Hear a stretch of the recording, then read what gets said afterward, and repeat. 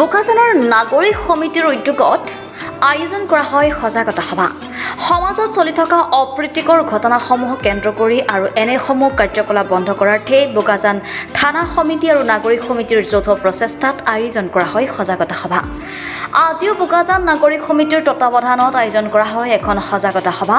বোকাজান আৰক্ষী থানাৰ অন্তৰ্গত অমৰাজানত আজি কিছুদিনৰ পূৰ্বে এগৰাকী শিশুক এটা কালপ্ৰীতে নৃশংসভাৱে হত্যা কৰি এটা কুঁৱাত দলিয়াই দিছিল আৰু সেই বৰ্বৰ কাণ্ডক প্ৰতিজন ব্যক্তিয়ে তীব্ৰ ভাষাৰে গৰিহণা দিয়াৰ লগতে দোষীক কঠোৰ শাস্তি প্ৰদান কৰিবলৈ আবেদন জনায়। আজি সেই হত্যাকাণ্ড সংঘটিত হোৱা ঠাইত নাগৰিক সমিতি আৰু বোকাজান থানা সমিতিৰ যৌথ প্ৰচেষ্টাত ৰাইজক সজাগতাৰ অৰ্থে আৰু অপকৰ্মসমূহৰ পৰা সদায় দূৰত্ব বজাই থাকিবলৈ অনুৰোধ জনায়। আজি সজাগতা সভাখনত নাগৰিক সমিতিৰ জীৱন চন্দ্ৰ পাঠকৰ পৌৰোহিত্যত অনুষ্ঠিত হোৱা সভাখনত মুখ্য অতিথি হিচাপে উপস্থিত থাকে অসম বিধানসভাৰ উপাধ্যক্ষ ডক্টৰ নুমল মমিন। ইয়াৰ উপৰিও বোকাজান মহকুমা স্বাস্থ্য বিষয়া দেৱৰাজ দেউৰী, বোকাজান নগৰ সমিতিৰ অধ্যক্ষ চাৰ্দিলি বে, থানা সমিতিৰ সভাপতি চন্দন ফুকনৰ লগতে কেইবাখনো গাঁওবুঢ়া আৰু গাঁৱৰ বহু শতাধিক সদস্য উপস্থিত থকা পৰিলক্ষিত হয়। আজি সভাত উপস্থিত থকা ৰাইজৰ উদ্দেশ্যে উপাধ্যক্ষ ডক্টৰ নুমল মমিনে সজাগতা বৃদ্ধিৰ ক্ষেত্ৰত বিভিন্ন ধৰণৰ মন্তব্য আগবঢ়োৱাৰ লগতে ড্ৰাগছৰ বিৰুদ্ধে সকলোকে সজাগ হ'বলৈ অনুৰোধ জনায়। কোনোৱে যাতে নিচাজাতীয় সামগ্ৰী গ্ৰহণ নকৰে আৰু কোনোৱে খোৱা দেখিলে তৎক্ষণাৎ আৰক্ষীক অৱগত কৰিবলৈ আহ্বান জনায়। ইয়াৰ উপৰিও গাঁওবুঢ়াসকলৰ উদ্দেশ্যে উল্লেখ কৰে যে কেইটামান টকাৰ লোভত কোনো মিয়া মানুহক NOC যাতে নিদিয়ে আৰু কোনোৱে যাতে মিয়া মানুহক মাটি বিক্ৰী নকৰে তাৰ ওপৰত দৃষ্টি ৰাখিবৰ বাবে আদেশ দিয়ে আৰু ভাড়াতীয়া মালিকসকলেও ঘৰ ভাড়া দিওঁতে সঠিক প্ৰমাণপত্ৰ লৈহে আৰু আৰক্ষীক অৱগত কৰোৱাব লাগে বুলি মন্তব্য আগবঢ়ায়। বোকাজানৰ পৰা ত্ৰিদীপ গগৈ ৰিপৰ্টাৰ লাইভ অসম। আজি এৱাৰনেছ কেম্পেইন যেটো আয়োজন কৰিলে তাত মোক নিমন্ত্ৰণ দিয়াৰ কাৰণে আহিলোঁ। আজি ৰাইজক উদ্দেশ্যি বহুখিনি সমাজ সংস্কাৰমূলক বক্তব্য মই আগবঢ়ালোঁ। মই আশা কৰিছোঁ ইয়াৰ জৰিয়তে ৰাইজক উপকৃত হ'ব আৰু আমাৰ সমাজখনক আগুৱাই লৈ যাবলৈ এটা নিকাহ, পৰিষ্কাৰ আৰু সুন্দৰ সমাজ গঢ়িবলৈ কাৰণে এটা ভাল পদক্ষেপ বুলি মই ভাবিছোঁ। ঘৰ নাই কাৰণে মইতো গম নাপাম, এতিয়া চৰ অঞ্চলত গ'লেহে গম পাই। পাহাৰত আমি সজাগতাটো বহুত দিনৰ পৰাই চলি গৈছে। এতিয়া পাহাৰৰ মানুহখিনিবিলাকক গাঁওবুঢ়াই কওক, বেলেগ মানুহে কওক, সকলো সজাগতা হৈছে। এতিয়া ভাল কামত পজিটিভত আজি বহুতে এই কথাৰ পৰা তেখেতসকলে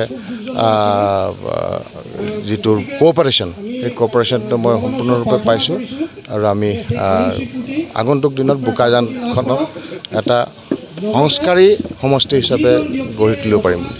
যেতিয়া মই গম পালোঁ লগে লগে পুলিচ প্ৰশাসনক মই ফোন কৰি পেলাই ইনষ্ট্ৰাকশ্যন দিলোঁ যে ইমিডিয়েটলি কালপিটক ধৰিব লাগে আৰু মই ফোন কৰা 4 ঘণ্টাৰ ভিতৰতে কালপিট ধৰা হ'ল।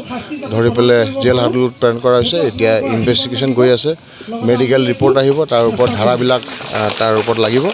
লগাৰ পিছত মই ভাবোঁ খুব কঠোৰতকৈ কঠোৰ শাস্তি প্ৰদান কৰা হ'ব আৰু মই পুলিচ প্ৰশাসনক ধন্যবাদ দিছোঁ। তেখেতসকলে ইমান প্ৰম্প্ট একশ্যন আমাৰ ব্ৰহ্ম ডাঙৰীয়াৰ নেতৃত্বত ল'লে আৰু তাৰ বাবে সেই কালপিট খুব কম সময়তে ধৰা খালে আৰু পলাই যাব নোৱাৰিলে। বুলি নহয়, আপোনালোকক আহ্বান কৰক, আপোনালোকেও ভাল কথাবিলাক ৰাইজক কওক। মিডিয়াৰ জৰিয়তে মূৰ কাটি লৈ ঘূৰি যোৱা মানুহবিলাক মিডিয়াত যদি দেখাই থাকে সমাজখন কেনেকৈ সংস্কাৰ হ'ব? মিডিয়াই যদি লেংটা মানুহবিলাকৰ ফটোবিলাক দেখাই থাকে, বেয়াবিলাক ফটো থাকে, ক'ত সমাজ সংস্কাৰ হ'ব? আপোনালোকে সেইবিলাকো এভইড কৰিব লাগে দেখাওঁতে। আৰু সমাজৰ প্ৰতি দায়বদ্ধতা মিডিয়াৰ চবতকৈ বেছি। আজি ছ'চিয়েল মিডিয়াৰ যুগত যিকোনো ভিডিঅ' বা পিকচাৰ এইবিলাক ওলাই আহে।